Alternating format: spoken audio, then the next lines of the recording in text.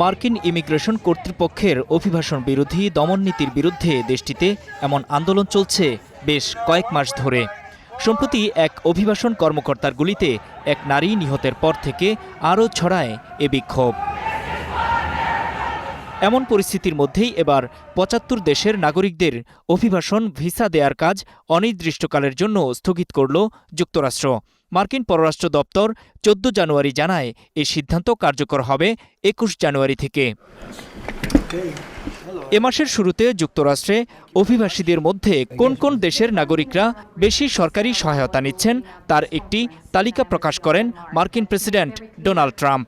যুক্তরাষ্ট্র সরকার অভিবাসীদের খাদ্য, স্বাস্থ্যসেবা, আবাসনসহ নানা ধরনের সহায়তা দিয়ে থাকে। ট্রাম্পের প্রকাশিত এ পরিসংখ্যানে ১২০টি দেশ ও অঞ্চলের তথ্য তুলে ধরা হয়। এবার সেখান থেকে ৭৫ দেশের অভিবাসীর ভিসা কার্যক্রম স্থগিত করল ট্রাম্প প্রশাসন।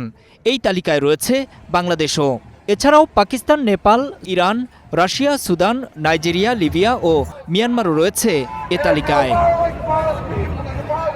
অভিবাসী ভিসা নিয়ে নতুন এ সিদ্ধান্তে সবচেয়ে বেশি ক্ষতিগ্রস্ত হবে বিভিন্ন উন্নয়নশীল দেশ। আফ্রিকা, এশিয়া ও মধ্যপ্রাচ্যের অনেক দেশের নাগরিকদের যুক্তরাষ্ট্রে স্থায়ী হওয়ার স্বপ্নও এখন ধুলোয় মিশে যাবে। ট্রাম্পের সবশেষ এ কঠোর পদক্ষেপ তার অভিবাসন বিরোধী পরিকল্পনারই প্রতিফলন। মার্কিন প্রেসিডেন্ট বারবার অভিবাসীদের জন্য ব্যয় ও দায়বদ্ধতা নিয়ে প্রশ্ন তুলেছেন। তার যুক্তি, এসব অভিবাসী প্রায়ই যুক্তরাষ্ট্রের স্বার্থবিরোধী। বৃহস্পতিবার মার্কিন স্টেট ডিপার্টমেন্টের এক পোস্টে বলা হয়, আপনি যদি আমেরিকানদের ডাকাতি করতে যুক্তরাষ্ট্রে আসেন, প্রেসিডেন্ট ট্রাম্প আপনাকে জেলে পাঠাবেন এবং যেখান থেকে এসেছেন সেখানে ফেরত পাঠানো হবে। কয়েকদিন আগে নতুন ভিসা বন্ড নীতি গ্রহণ করেছে যুক্তরাষ্ট্র।